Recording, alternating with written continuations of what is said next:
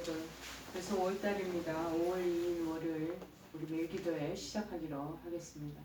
다 같이 사도신경을 고백하시겠습니다.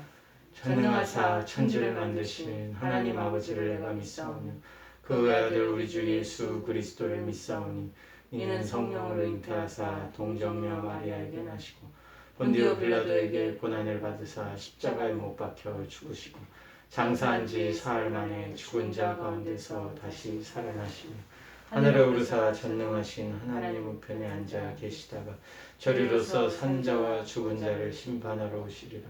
성령을 믿사오며 거룩한 공회와 성도가 서로 교통하는 것과 죄를 사하여 주시는 것과 몸이 다시 사는 것과 영원히 사는 것을 믿사옵나이다.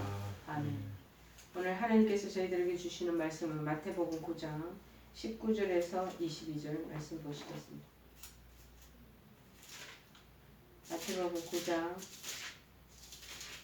19절에서 22절 말씀입니다. 페이지수는 13쪽입니다.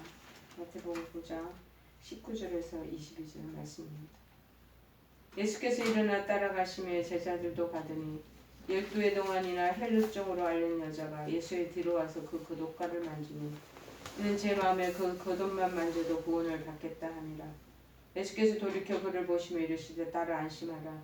내 믿음이 너를 구원하였다 하시니 여자가 그 즉시 구원을 받으리라. 아멘.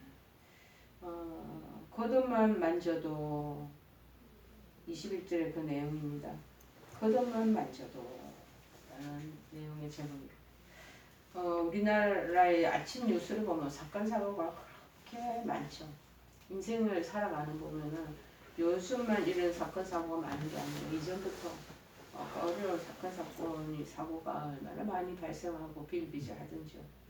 그래서 어려운 문제에 직면하게 되고 그때마다 주님께 해결할 수 있는 문제의 해결법을 좀 주시고 주님 도움을 주십시오 하고 그 권능에 대해서 우리가 요청하고 간구하기도 합니다. 또 주님의 보좌를 움직일 수 있는 것은 큰 믿음이라 생각해서 주님께 큰 믿음 달라고 또 그렇게 기도하기도 하죠. 그러나 오늘 본문을 보면은 12회 12년 동안은 혈루증을 앓는 이 정말 피가 흘려지는 여성의 보이지 않는 굉장히 힘든 병이 주님의 겉옷만 만져도라는 12절 21절의 말씀에 제 마음에 겉옷만 만져도 구원을 받겠다 하느니라. 이 여인이 그러고 난 뒤에 정말 그 바람대로 깨끗이 자신의 병을 고침받게 된 것입니다. 또 이 여인이 주님께 칭찬까지도 듣게 돼요. 대체 겉옷만 만져도 라는 이 말의 의미는 한마디가 어떤 의미들을 함축하고 있을까요? 어떤 의미가 함축되어 있기에 이처럼 즉시 여인의 병을 고쳐주셨을까? 여러분 좀 궁금하지 않습니까? 한번 살펴보시겠습니다. 첫째는 뭐냐? 지푸라기라도 잡고 싶은 그런 심정이다. 잠시 여인이 처한 상황을 우리가 한번 들어가 보기로 하십시다. 12년 동안 여인이 혈루증을 앓아가지고 이건 불결한 병이다. 그래서 이 종래 사람이나 소문나면 그 가족들도 이거 별로 좋아하지 않아요. 혈루증이 오늘날에 와서는 외과 수술로 간단하게 고칠 수 있는 병이래요.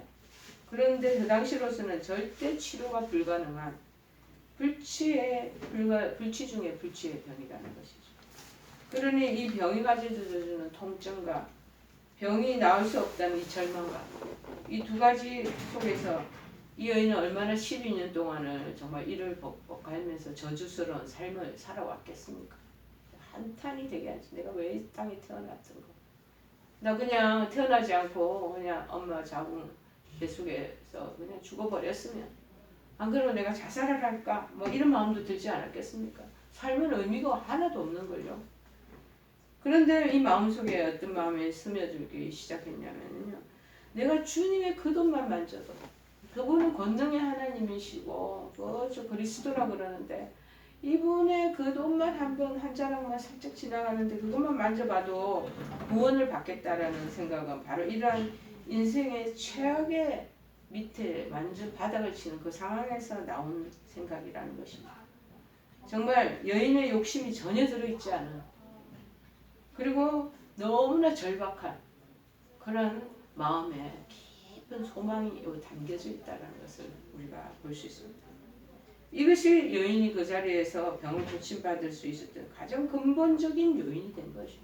지푸라기라도 강가에 깊은 강에 미끄러져가지고 다리에 떨어졌는데 물이 물살이 세가지고 계곡에서 물이 흘러가는 거예요.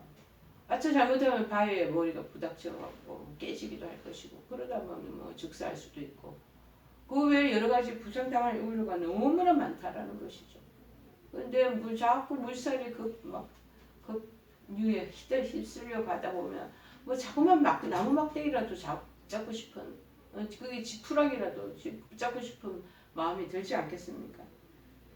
여러분, 우리는 기도할 때 욕심을 내서 기도하는 경우가 너무 흔하다는 것입니다.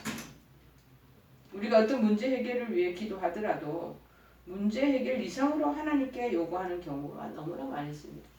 저도 이제 우리 한우들이 아니라 우리 내일도 4번째 주 목요일날 우리 간호사 선생님들, 의사 선생님들 점심시간에 잠깐 모여가지고 저희들 기도하는 팀들이 있습니다. 이때 이제 그동안 있었던 얘기들 나누시고, 그 다음에 이제 자기의 문제, 기도 제목을 왜 내놨느냐, 그런 부분에 대한 스토리, 비하인드 스토리도 또 듣게 되고, 그러면서 그분이 가지고 있는 기도 제목에 어떤 열악한 상황이라고 그럴까요? 지금 절박한 심령에 있는 것이라고 할까요? 그런 것을 저도 다 접수하고 또 그것을 기록에 남기라고 이제 A4 용지를 돌립니다. 그럼 그분들이 볼펜을 가지고 자기의 상황을 소상하게 짧게 기도 제목을 적죠. 그러면 저는 그때 서로 나누었던, 쉐어했던 그 내용의 비하인드 스토리와 그분들이 제출했던 기도 제목의 그 내용하고 같이 그것을 묶어서 제가 중보할 때 같이 기도하는 중보 기도의 요청 제목이 되는 것이죠. 그런데 무엇보다도 이 보면은 이런 거는 본인들이 알아서 해야 될 문제인데 하나님 앞에 너무 예비하네요. 그걸 본인들이 또 저질러 놓고 그걸 좀 해결해 달라고 또 요청하는 경우가 또 있는 걸 본다는 거죠. 저는 자기가 이제 다 이 일들을 벌려놓고 그 일들을 또 주님이 마무리해 달라고 또 요청할 때는 정말 제가 이 중보 기도자 입장에 있는데도 이거는 아닌 것 같은데 이런 마음이 이제 스무시 올라올 때가 많이 있다라는 것입니다. 자, 그러나 기도는 자신의 욕심을요 하나님의 권능으로 채우기 위한 수단에는 결코 아닌 것입니다. 그럼 기도의 응답도 잘 되지도 않더라고요. 자, 그래서 야고보서 기자는 이기적 욕망이 개입된 기도, 그것은 응답될 수 없다고 단연코 밝히고 있습니다. 어디에서? 야고보서 4장 3절에 구하여도 받지 못함은 정욕으로 쓰려고 잘못 구하기 때문이다. 자꾸 자기가 뭔가를 원하는데 아차 잘못하면 그 사람이 정욕에 빠지게 될까봐 그 얘기를 하는 거죠. 그래서 정말 우리가 지푸라기로 싣고 싶은 너무 간절함이 있어요. 그런 마음이 있을 때 하나님께서 엎드려 주실 줄 믿습니다. 둘째는 예수님께 대한 구원의 확신을 가진 사람, 즉시 병을 고쳐주죠. 이 12해 동안 시름시름 그 피를 흘리면서 지냈던 이 여인의 마음에 주님의 겉옷만 만져, 주님만 만나면 나 12년 동안의 이 아픔과 고통과 이 서러움에서 벗어날 수 있을 거야.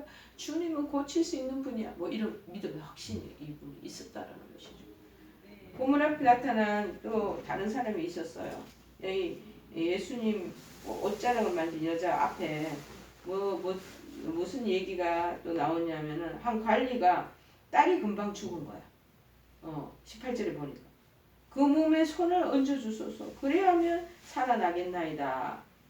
그래서 예수님께서 일어나 따라가는 내용이 나옵니다. 이 딸아이가 죽었지만 오셔서 제발 손만 좀 얹어주십시오. 되살아날 수 있을 겁니다. 라는 마음이 있을 거예요. 손만 대면 당신 능력 있는 분이라 손만 대면 우리 딸 야이로의 백부장 야이로의 딸인 것 같아요. 낫게 될 것입니다. 와, 얼마나 대단한 믿음입니다. 확실하게 될 수 있다. 확신이 듭니다. 주님 손만 얹어주세요. 당신의 권능이 그때 바라질 것을 믿습니다 하고 이제 얘기를 하는 거죠. 그리고 똑같은 내용의 그 본문의 내용에서도 마찬가지. 그 위에 2절에도 그 내용이 있고 손만 대십시오. 옷깃만 만져도 그녀는 옷깃만 스쳐도 나을 수 있다고 믿는 거예요. 한 끗 차이죠. 그러나 같은 동기의 부유는 같습니다. 주거니에게 주님이 손만 얹어도 대사를 할 수 있다는 야이로처럼 주님의 신적 권능을 확신 있게 믿는 태도, 이것이 중요하다는 거예요. 오늘날은 기도를 많이 하는 사람들이 많습니다. 기도를 많이 하면서도 주님께서 과연 내 기도를 들으셨을까? 과연 내 기도를 들어주실까? 기도를 하긴 하는데 별로 그거에 대한 확신이 있지 않는 사람, 의심하는 사람들이 들어 있습니다. 그러나 이러한 태도는 절대로 기도 응답을 받을 수 없다라는 것을 말하는 겁니다. 야고보서 1장 6절 8절에서 그래서 말합니다. 오직 믿음으로 구하고 조금도 의심하지 말라. 의심하는 자는 마치 바람에 밀려 요동하는 바다 물길 같으니 이런 사람은 무엇이든지 주께 얻기를 생각하지 말라. 두 마음을 품어 모든 일에 정함이 없는 자로다. 예수님께서는 살아계신 하나님의 아들이십니다. 우리의 간구에 반드시 응답하신다는 사실을 먼저 확고하게 마음속으로 딱 믿는 것이 필요합니다. 자, 그리고 세 번째는 골방에서 기도하는 심정. 아무도 보는 데서 보란 듯이 이렇게 하지 않고 그냥 아무도 없는 기도하는 듯 안 하는 듯 숨어서 은밀하게 하나님하고만 하는 그런 모습의 기도를 하나님께서 받으신다는 거예요. 성경에서 이 여인은 나타난 어느 사람 못지않게 확고한 믿음을 소유했지만 그 믿음을 가지고 예수님과 주위 사람들을 번잡스럽게 만들지는 않았다는 것입니다. 저기 여인은 자신의 병을 고치기 위해서 주님 앞으로 나서서 못 갑니다 하고 주님의 발걸음을 가로막지도 않았고요. 자신의 고통을 길게 내가 이러이러해서 이러이렇습니다. 네, 너무 정말 뼈 아픈 이 사연을, 이 고통스러운 심정을 좀 읽어주세요 하고 구구절절히 이제 막 얘기하는 사람 그거와 같지 않게 아주 그냥 골방에서 하는 것처럼 은밀하게 예수님 사이에 사람들이 군중이 얼마나 몰려 있었겠어요. 그런데 예수님도 모르게 슬쩍 손만 예수님 옷깃만을 딱 만졌을 뿐이라는 거. 여러분, 그런데 그 옷가에 손을 대니 혈루증이 즉시 거쳤더라. 이것이야말로 주님께서 말씀하신 대로 골방에서 은밀한 중에 하나님께 기도하는 태도 아닙니까? 그래서 마태복음 6장 6절에 18절에 말합니다. 너는 기도할 때에 내 골방에 들어가 문을 닫고 은밀한 중에 계신 내 아버지께 기도하라. 은밀한 중에 보시는 내 아버지께서 갚으시리라. 이는 금식하는 자로 사람에게 보이지 않고 오직 은밀한 중에 계신 내 아버지께 보이게 하려 함이라. 은밀한 중에 보시는 내 아버지께서 갚으시리라. 기도는 하나님과 1대1의 대화예요. 그러므로 진정한 기도하는 사람은요, 자신의 고통을 사람들에게 그렇게 떠벌리지 않습니다. 또 기도를 남보란 듯 유세하는 듯이 그렇게 공중석 앞에서나 사람들 앞에 나 기도합니다 하고 선포하거나 그러지도 않습니다. 떠벌리지도 않습니다. 오직 고요하고 은밀한 중에 계시는 하나님께 기도할 뿐이라고 말씀하고 계십니다. 누가복음 5장 16절 예수님도 그런 모습을 보이셨습니다.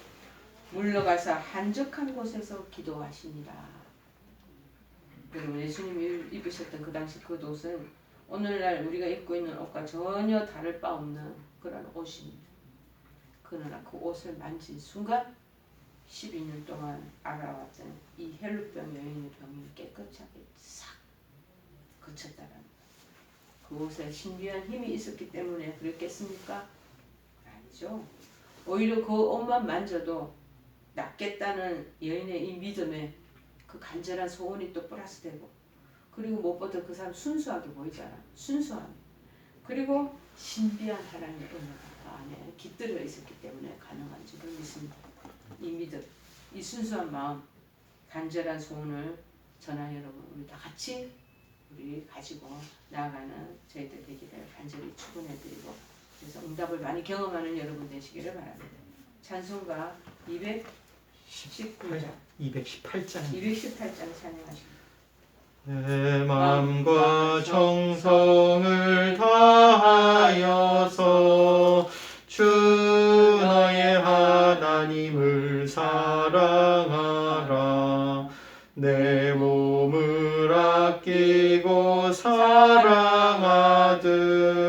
형제와 이웃을 사랑하라. 주께서 우리에게 명하시니 그 명령 따라서 살아가리. 널 미워 해치는 원수라도 언제나 너 그렇게 사랑하라. 널 핍박하는 자 위에서도 신실한 마음으로 복을 빌라. 주께서 우리에게 명하시니 그 명령 따라서 살아가리. 아멘. 우리 다 같이 주기도문으로 기도해 마치겠습니다. 하늘에 계신 우리 아버지여, 이름이 거룩히 여김을 받으시오며 나라의 마옵시며 뜻이 하늘에서 이룬 것 같이 땅에서도 이루어지이다. 오늘날 우리에게 일용할 양식을 주옵시고 우리가 우리에게 죄 지은 자를 사하여 준 것 같이 우리의 죄를 사하여 주옵시고 우리를 시험에 들게 하지 마옵시고 다만 악에서 구하옵소서. 내게 나라와 권세와 영광이 아버지께 영원히 있사옵나이다. 아멘.